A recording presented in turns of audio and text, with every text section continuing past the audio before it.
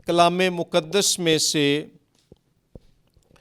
خداوند یسوع المسیح حضرت عیسیٰ المسیح کی ولادت مبارکہ کے تعلق سے بطور مسیحی میرے لیے جو خدا کا با اختیار کلام ہے وہ بائبل مقدس ہے، اور ہمارے درمیان آج بڑی خوشی کی بات ہے بائی دا وے، اور کہ کئی مسلمان دوست کرسمس منانے کے لیے ہیں۔ میں چاہوں گا ہم ان کو بھی ایک دفعہ تالیاں بجا کر ضرور ویلکم کریں۔ تو بطور مسیحی ہم تو کرسمس مناتے ہی ہیں، مذہبی طور پر بھی، ثقافتی طور پر بھی اور روایتی طور پر بھی، لیکن ہمارے مسلم دوستوں نے ہمارے ساتھ شریک ہو کر، میں یہ بات دل سے کہہ رہا ہوں کہ اس محفل کا مزہ دوبالا کر دیا ہے۔ کہتے ہیں نا، دو بالا کر دیا ہے، ٹھیک ہے جی۔ تو آپ کی موجودگی اور تشریف آوری کے لیے بہت زیادہ شکریہ، اور آپ کے آنے سے ہمارا حوصلہ بڑھا ہے، ہماری اس جو خوشی ہے اس میں بے پناہ اضافہ ہوا ہے۔ تو بطور مسیحی میرے لیے خدا کا با اختیار کلام بائبل مقدس ہے، اور ہر مذہب کے پیروکاروں کے لیے ہدایت اور رہنمائی کا جو حتمی وسیلہ ہے وہ ان کی مقدس کتاب کہلاتی ہے۔ ہمارے جو مسلم دوست ہیں ان کے نزدیک خدا کا با اختیار کلام قرآن شریف ہے، اور حضرت عیسیٰ المسیح کی شخصیت ایسی مبارک اور پاک اور بے مثال ہے جس کا ذکر ہمیں بائبل مقدس میں بھی ملے گا اور قرآن شریف میں بھی ملے گا۔ آج سے چند سال پہلے میں نے تھوڑا سا مطالعہ کیا کہ Jesus Christ in world religions, کہ مذاہب عالم میں خداوند یسوع مسیح، تو بڑی دلچسپی کی بات تھی کہ تقریباً ہر بڑے مذہب میں خداوند یسوع مسیح کے بارے میں کوئی نہ کوئی تصور پایا جاتا ہے۔ مثلاً مسیحیوں کے نزدیک حضرت عیسیٰ مسیح منجی عالم، یعنی جہان کا نجات دہندہ ہیں۔ یہودیوں کے نزدیک حضرت عیسیٰ مسیح ایک یہودی ربی، یعنی شریعت کا استاد تھے۔ اہل اسلام کے نزدیک حضرت عیسیٰ مسیح کلمۃ اللہ، روح اللہ، اور ایک جو ہے جید نبی ہیں، جو خدا کا مسیح بھی ہیں۔ ہندو مت میں حضرت یسوع مسیح ایک لاسانی اور بے مثال صاحب حکمت گرو ہیں، دیوتا ہیں۔ اور اسی طرح سے اگر آپ سیاسی اور معاشی نظریات کے حامل مکاتب فکر کا مطالعہ کریں تو مارکسیت یا مارکسزم، وہ کہتے ہیں کہ کارل مارکس کے پیروکار کہ جو حضرت یسوع مسیح تھے وہ اس دنیا میں مساوات، برابری اور تمام انسانوں کے لیے مواقع اور سہولیات کی برابری کا پیغام لے کر آئے۔ خداوند یسوع المسیح کی شخصیت ایک ایسی عظیم اور مختلف جہتوں کی حامل شخصیت ہے، جس میں تمام بنی نوع انسان کے لیے تحریک اور ہدایت پانے کی خاطر بڑے روشن اور سبق آموز پہلو پائے جاتے ہیں۔ آج ہم حضرت یسوع المسیح کی پیدائش کے تعلق سے ایک انتہائی اہم مسیحی عقیدے پر غور کریں گے، جسے عقیدہ تجسم الہیات کی زبان میں کہا جاتا ہے، ڈاکٹرن آف انکارنیشن، الہی تجسم کا عقیدہ۔ اس تعلق سے میں آپ کے سامنے مقدس یوحنا کی معرفت لکھی گئی انجیل باب نمبر 1 آیت نمبر 1 سے آیت نمبر 18 تک تلاوت فرماؤں گا، اور اس کے بعد ان آیات کے تعلق سے کچھ تفسیری نکات بیان کروں گا۔ کلام پاک میں یوں مرقوم ہے، ابتدا میں کلام تھا، اور کلام خدا کے ساتھ تھا، اور کلام خدا تھا۔ یہی ابتدا میں خدا کے ساتھ تھا۔ سب چیزیں اس کے وسیلے سے پیدا ہوئیں، اور جو کچھ پیدا ہوا ہے اس میں سے کوئی چیز بھی اس کے بغیر پیدا نہیں ہوئی۔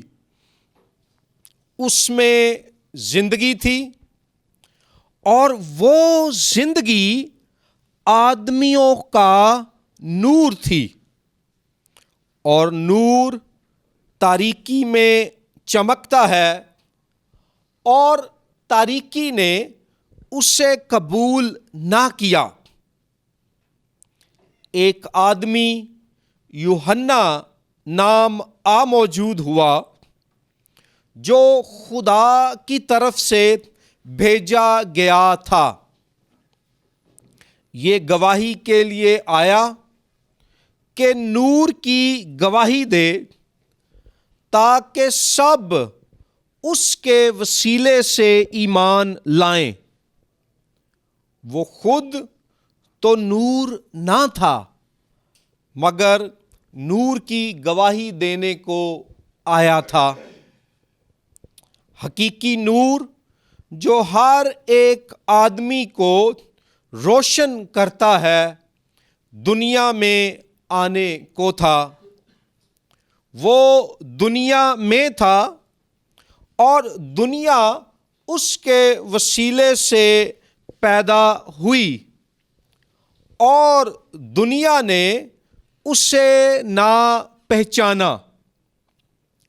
وہ اپنے گھر آیا، اور اس کے اپنوں نے اسے قبول نہ کیا، لیکن جتنوں نے اسے قبول کیا، اس نے انہیں خدا کے فرزند بننے کا حق بخشا، یعنی انہیں جو اس کے نام پر ایمان لاتے ہیں۔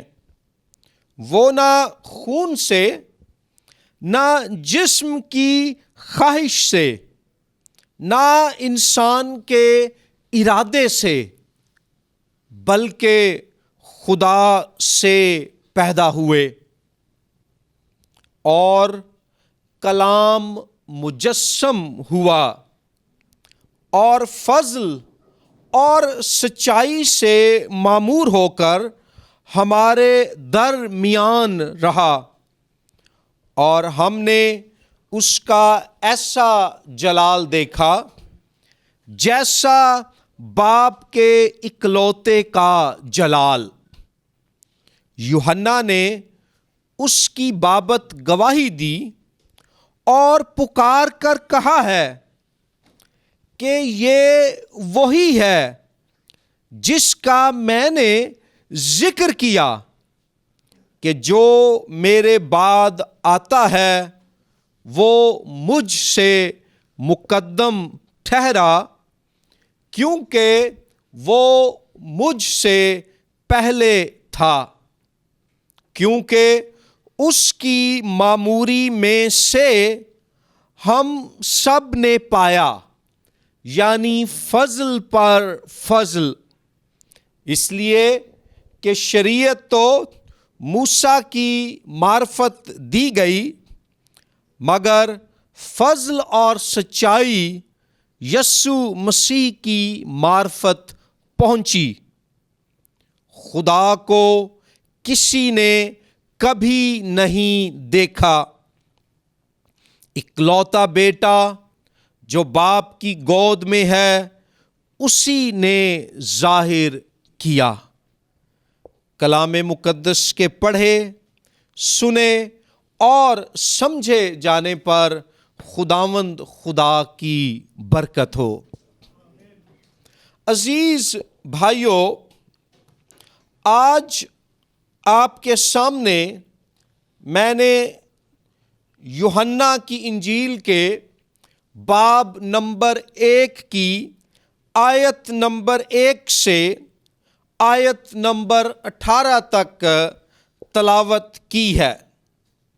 یہ آیات اپنی ذات میں الہیاتی طور پر انتہائی زرخیز، پر معنی اور گہرے خیالات کی حامل ہیں۔ عہد جدید یعنی بائبل مقدس کے نئے عہد نامے میں ہمارے پاس 4 اناجیل ہیں: متی، مرکس، لوکا اور یوحنا۔ ان چاروں اناجیل کے مصنفین یا تو خداوند یسوع المسیح کے حواری یعنی شاگرد تھے، یا انہوں نے آپ کے حواریوں سے آپ کی زندگی اور خدمت کے بارے میں براہ راست معلومات حاصل کیں۔ ان چاروں اناجیل کو ہم اناجیل اربعہ کہتے ہیں۔ اناجیل اربعہ میں جو خدا کے پاک روح کے الہام سے لکھی گئیں، یوحنا رسول کی معرفت لکھی گئی انجیل کو کلیسیائی بزرگ ترتلیان نے کہا it is a spiritual gospel, یہ ایک روحانی انجیل ہے۔ اس کا مطلب یہ نہیں کہ پہلی 3 اناجیل سینوپٹک گاسپلز، اناجیل متوافقہ روحانیت سے خالی ہیں، ہرگز نہیں۔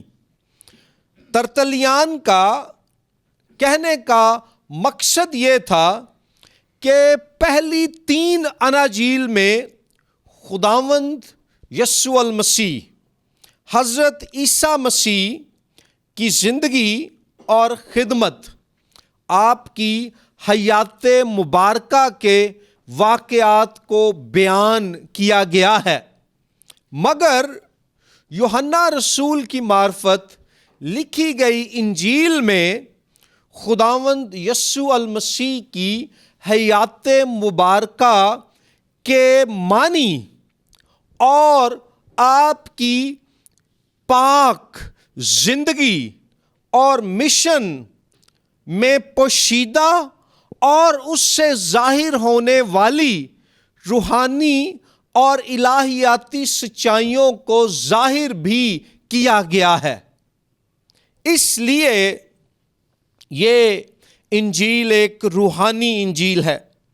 اس کو اس طرح سے بھی سمجھا جا سکتا ہے کہ پہلی 3 اناجیل میں فوکس اس بات پر ہے کہ حضرت عیسیٰ المسیح نے کیا کیا۔ چوتھی انجیل مقدس یوحنا کی معرفت لکھی گئی انجیل میں فوکس اس بات پر ہے کہ حضرت عیسیٰ المسیح کون تھے۔ پہلی 3 اناجیل میں فوکس ہے کہ حضرت عیسیٰ مسیح نے کیا فرمایا۔ چوتھی انجیل میں فوکس یہ ہے کہ حضرت عیسیٰ مسیح کے بیانات اور فرمودات کا کیا معنی ہے۔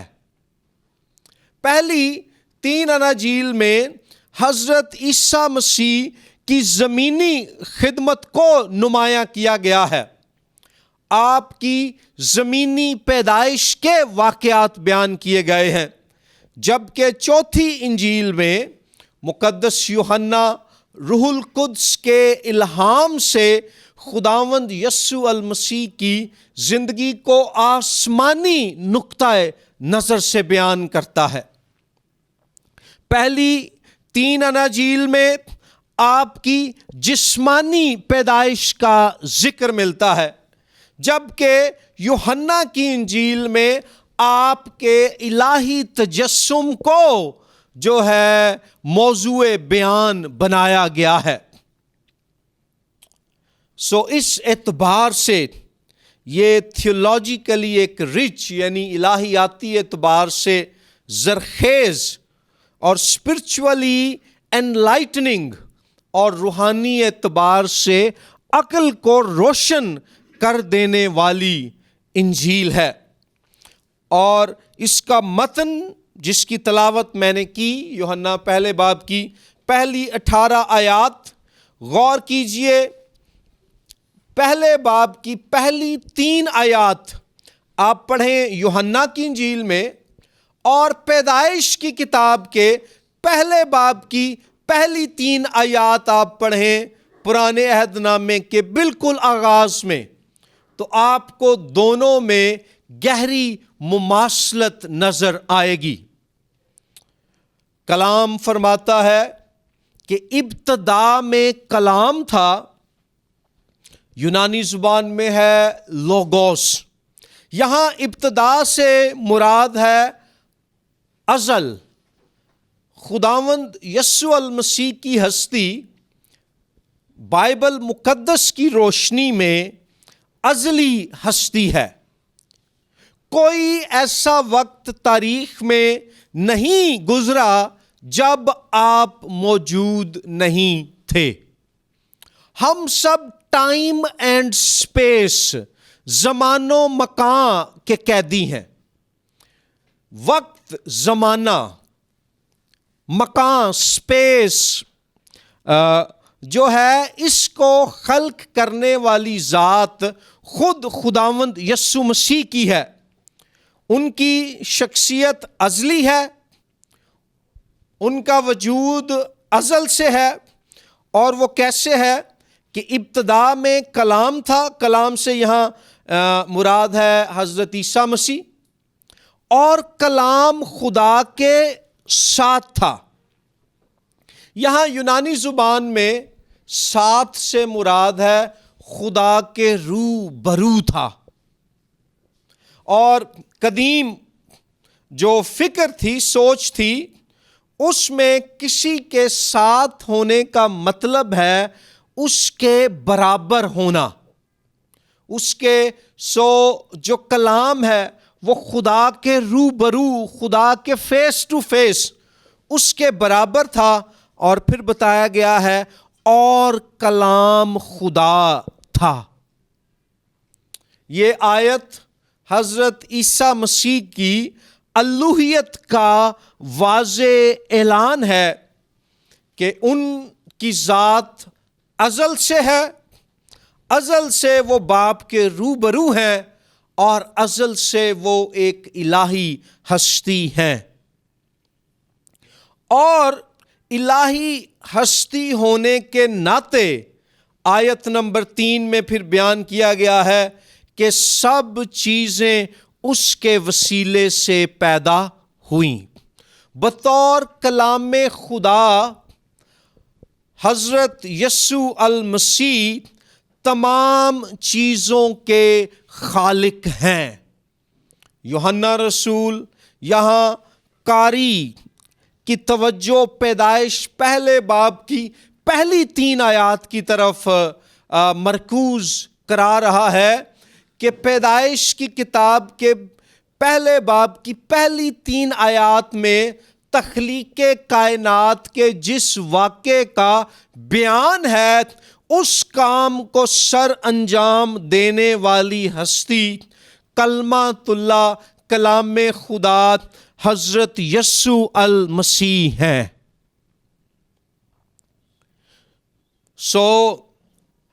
وہ ازل سے ہے، وہ خدا کے برابر ہے، ساتھ ہونے سے مراد وہ خدا ہے، اور وہ سب چیزوں کا خالق ہے۔ So a very clear and categorical description of the deity of our Lord Jesus Christ. ہمارے خداوند یسوع المسیح کی الوہیت کا ایک واضح بیان یہاں ہمیں کتاب مقدس میں ملتا ہے۔ یہاں خاص اصطلاح جو ہے تھیولوجیکلی، الہیاتی اعتبار سے، وہ ہے کلام۔ انگریزی میں ہم کہتے ہیں ورڈ، عربی میں ہے کلمہ۔ تو آپ دیکھیں اردو بائبل میں ہے کلام خدا، قرآن شریف میں ہے کلمۃ اللہ، اور یونانی میں لوگوس، عبرانی میں دبار۔ اس کا کیا مطلب ہے؟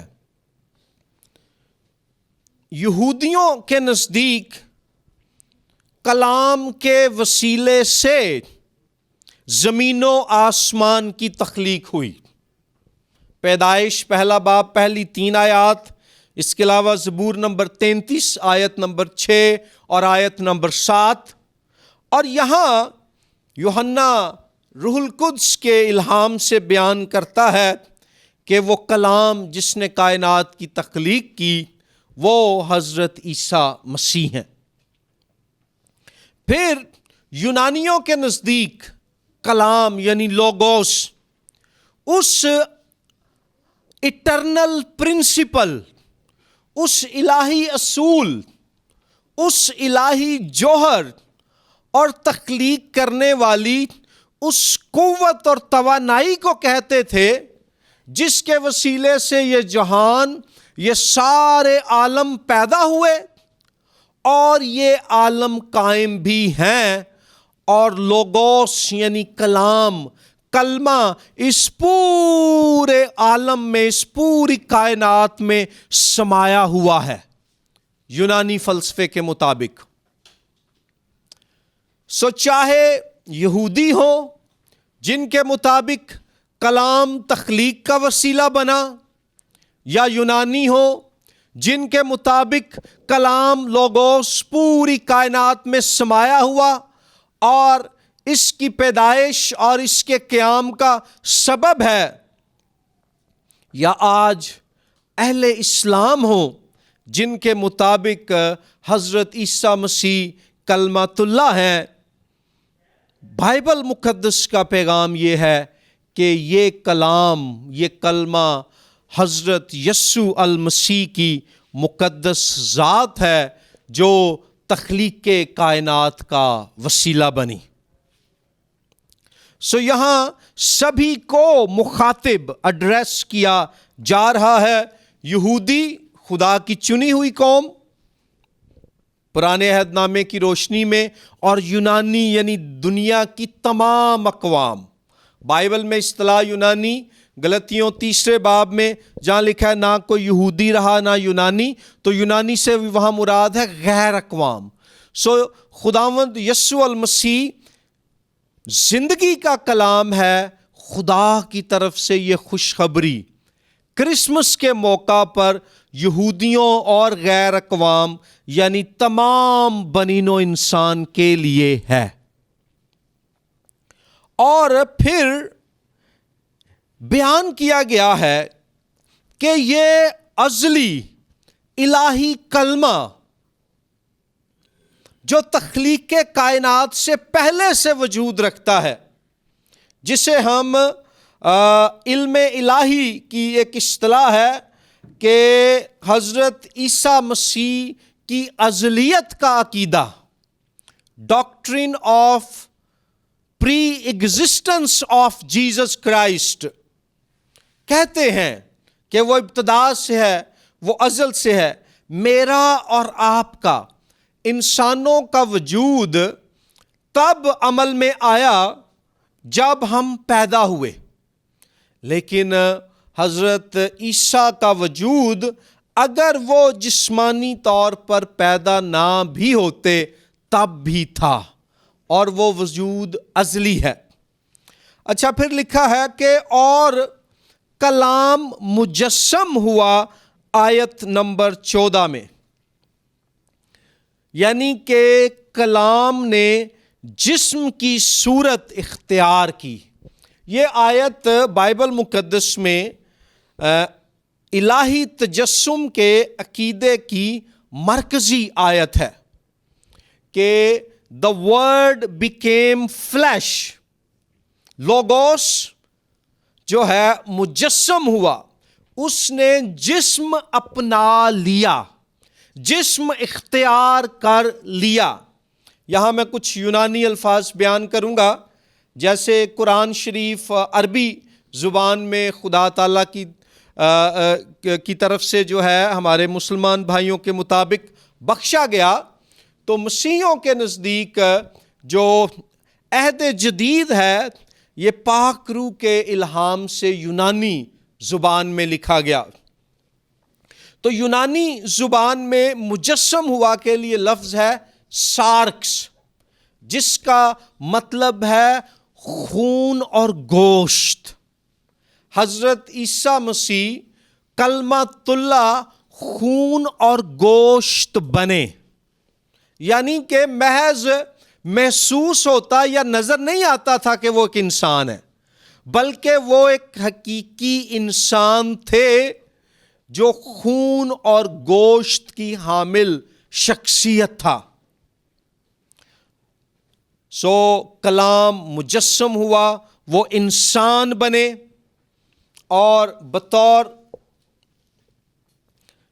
کلام مجسم کلام کیا ہوا؟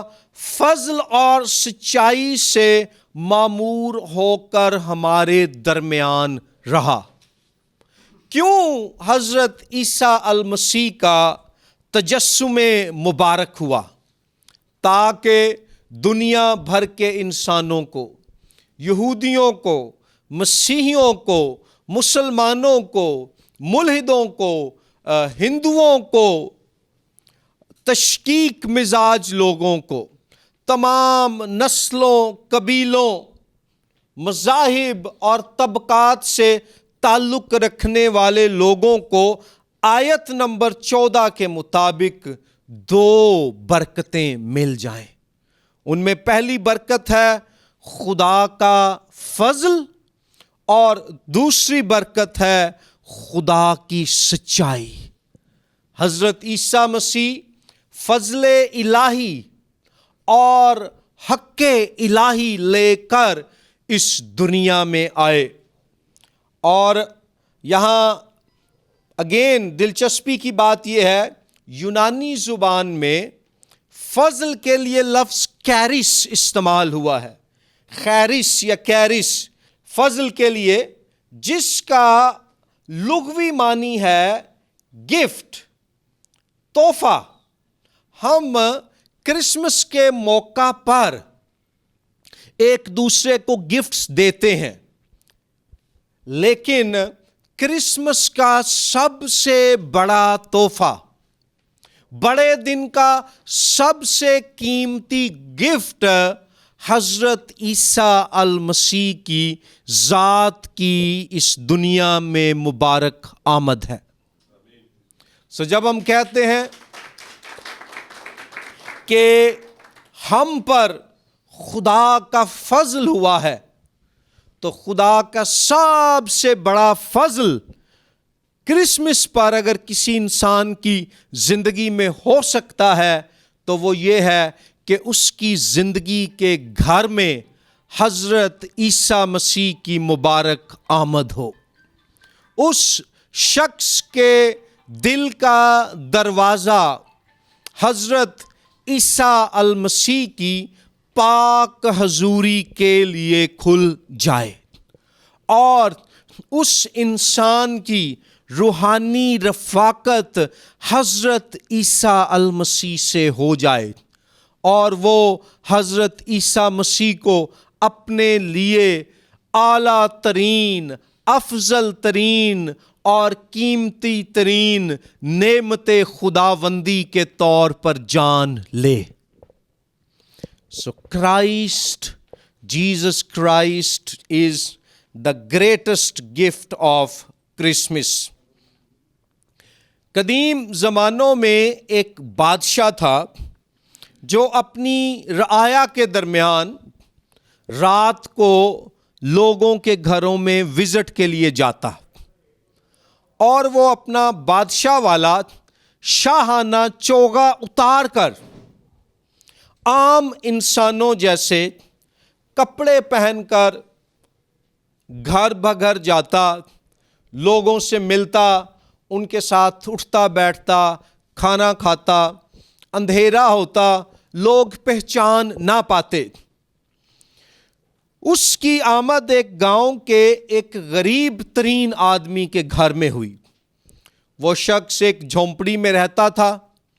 کھانے کے لیے اس کے پاس سوکھی روٹی اور پینے کے لیے ایک پیالے میں پانی. تو بادشاہ غریبوں جیسا عام لباس پہن کر وقتاً فوقتاً اس کے پاس جاتا، اس کے ساتھ وقت گزارتا اور جو وہ دے سکتا وہی کھاتا پیتا. وہ غریب پہچان نہ سکا کہ یہ بادشاہ کون ہے، یہ آدمی کون ہے، کہ یہ آدمی دراصل بادشاہ ہے. معاف کیجئے گا.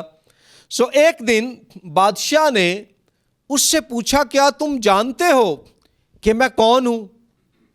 اس نے کہا، آپ میرے مہمان ہیں. اس نے کہا، ہاں میں تمہارا مہمان ہوں، مگر میں اس ملک کا جس میں تم رہتے ہو بادشاہ ہوں. تو وہ شخص ایک دم سے بڑا حیران اور متاثر ہوا. اس نے کہا، اچھا.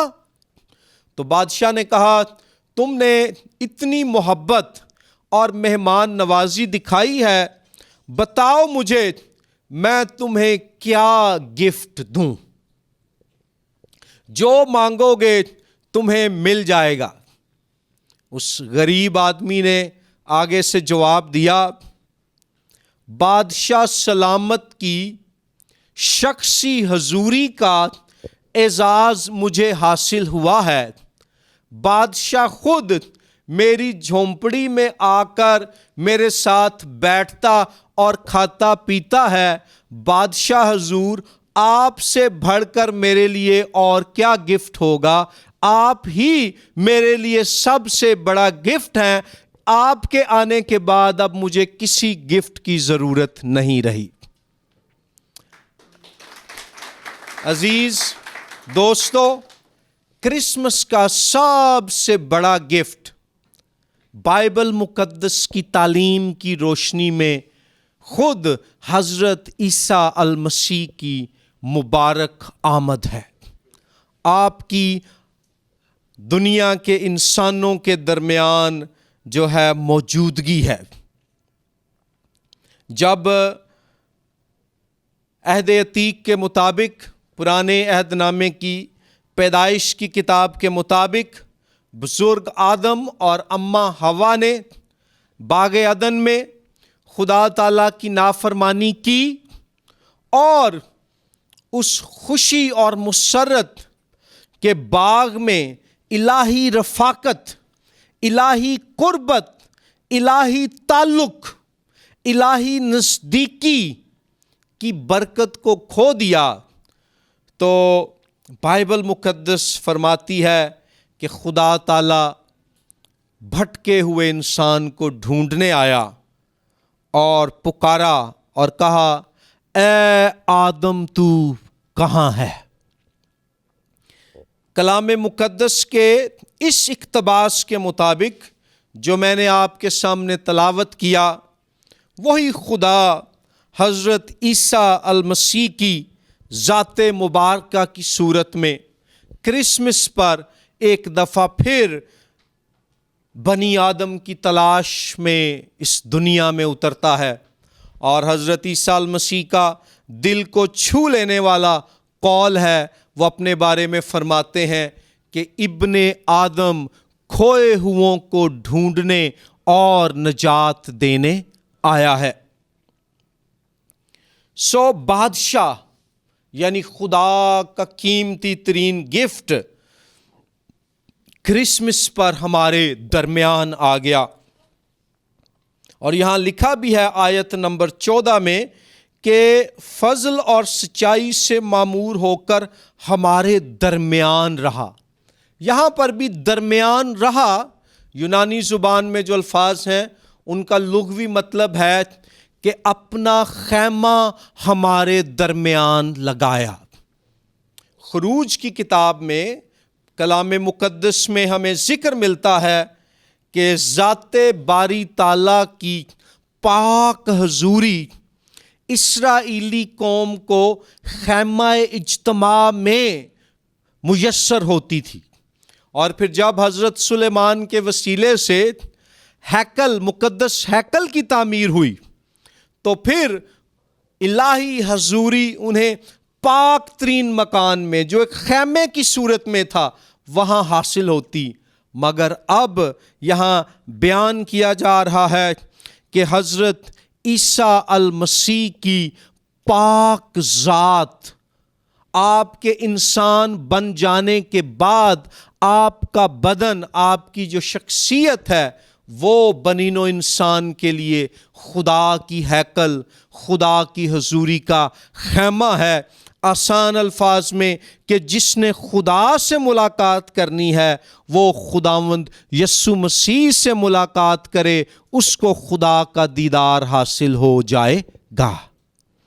اسی لیے آپ کو کلام خدا یا کلمۃ اللہ کہا گیا ہے، یعنی کہ خدا تعالیٰ کی ذات کا ظہور، خدا تعالیٰ کے ذہن کا عکس، خدا کی شخصیت کی نمائندگی۔ اور پھر لکھا ہے کہ نہ صرف وہ فضل سے معمور ہو کر اس دنیا میں مجسم ہوئے، بلکہ فضل کے بعد لکھا ہے اور سچائی، حق، ٹروتھ۔ یہ دنیا سچائی کی تلاش میں ہے، حق کی تلاش میں ہے۔ سچائی کیا ہے؟ حق کیا ہے؟ What is truth? مسیحی ایمان کے مطابق حضرت عیسیٰ المسیح سچائی ہے۔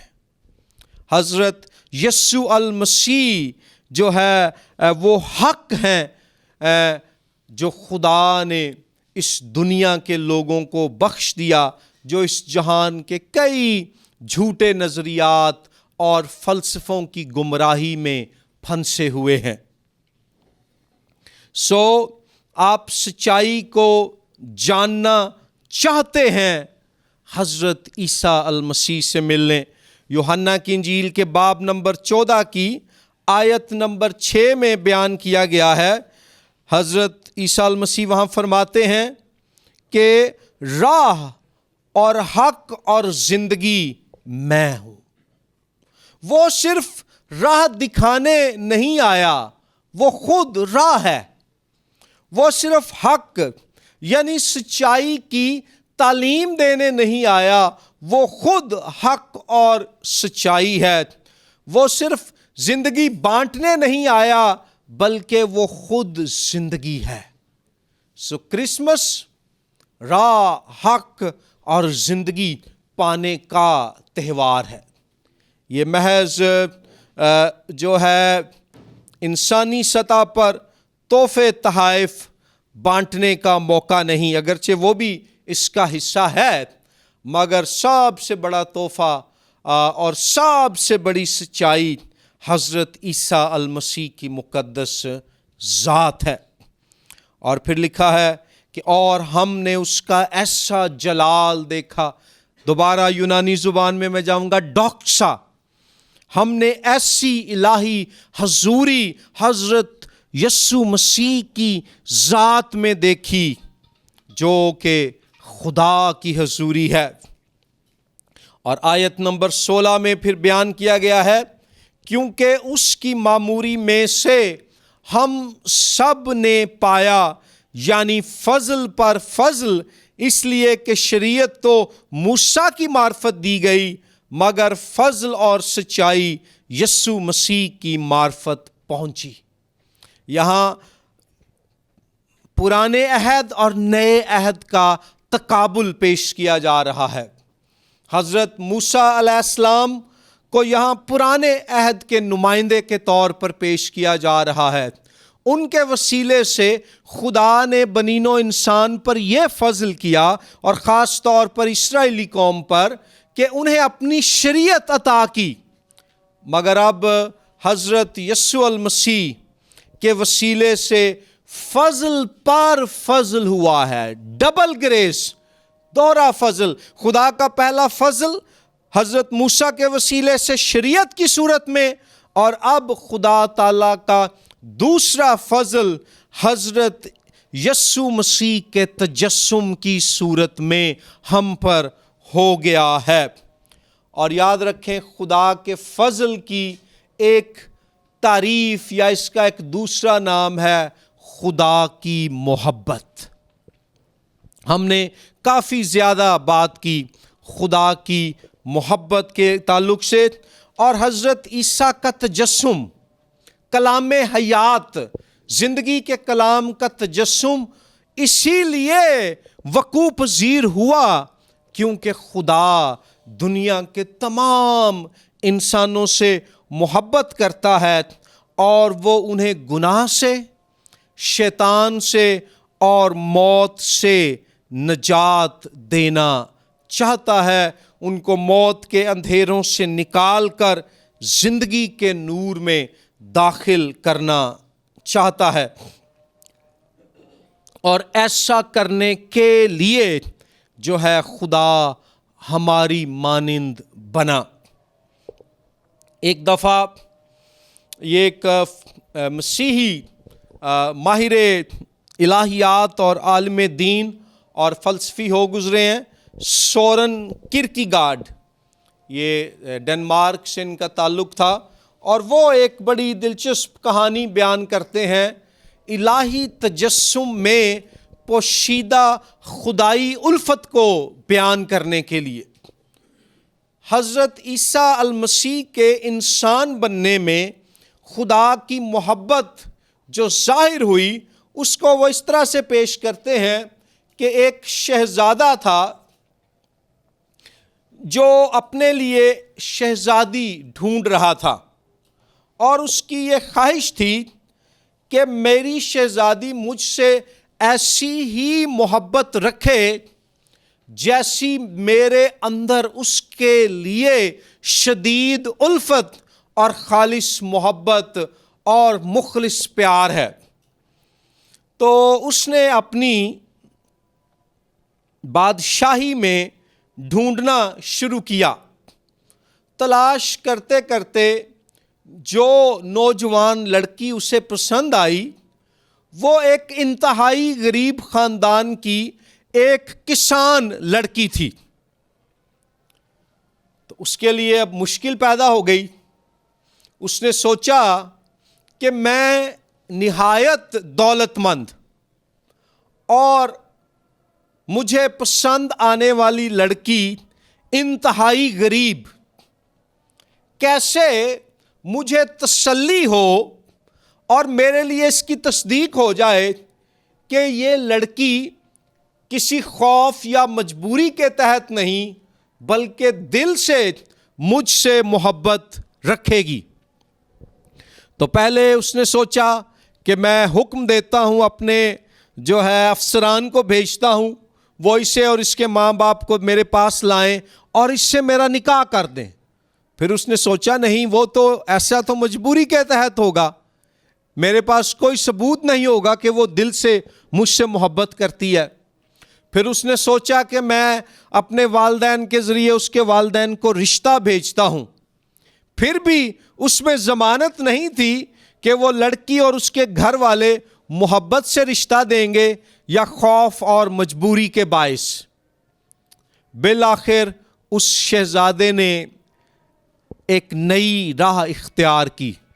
اس نے غریب شخص کا روپ دھارا، کسانوں جیسا لباس خریدا اور اس گاؤں میں ہی ایک مکان خرید کر اس میں رہنے لگا، اور اس لڑکی اور اس کے والدین کے ساتھ ان کے کھیت میں مزدوری کرنے لگا، کھیتی باڑی کرنے لگا، اور اس نے آہستہ آہستہ اس کے والدین کا دل جیتا، اس لڑکی کا دل جیتا، انہیں اپنی محبت دکھائی، اور انہوں نے اس کی محبت کو قبول کر کے اس سے محبت کا اظہار کیا۔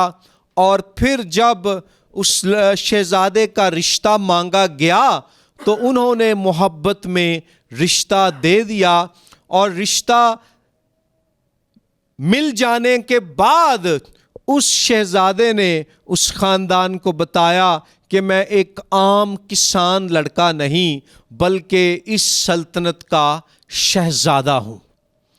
جس طرح سے یہ نوجوان شہزادہ اس لڑکی اور اس کے خاندان کی محبت جیتنا اور انہیں اپنی محبت دکھانا چاہتا تھا، اور ایسا کرنے کے لیے وہ ان کی مانند بنا، بالکل ایسے ہی کرسمس کے موقع پر خداوند یسوع المسیح، حضرت عیسیٰ مسیح کلمۃ اللہ، کلام حیات، ہم انسانوں کو الہی محبت، خدا کی الفت دکھانے کے لیے وہ ہماری مانند انسان بنا اور ہمارے درمیان آ کر رہا، تاکہ اس میں ہم خدا کی محبت کو پہچان کر اپنی بری راہوں سے توبہ کر کے خدا سے اور اس دنیا کے لوگوں سے محبت کرنے والے بن